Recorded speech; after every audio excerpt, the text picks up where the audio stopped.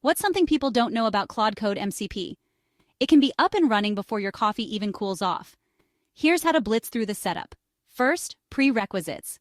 Make sure you've got a paid Claude plan or Anthropic API, Node.js 18 Plus, and if you're on Windows, set up WSL. Ready? Step 1. Install Node.js from nodejs.org, if you haven't already. Crack open your terminal or IDE and run npm install g at Anthropic AI/Claude Code. Next, launch Claude with Claude in your project folder. Log in through the browser pop-up. For IDE magic, install the Claude Code extension, Auto for VS Code, plugin for JetBrains. Now let's power up with MCP. Download the Claude desktop app, sign in, and open settings to edit your config file. Add your MCP server block in the JSON and point it to your server script. Save and restart the app. To use MCP tools, run Claude in your terminal, hit for commands, and launch your custom tools.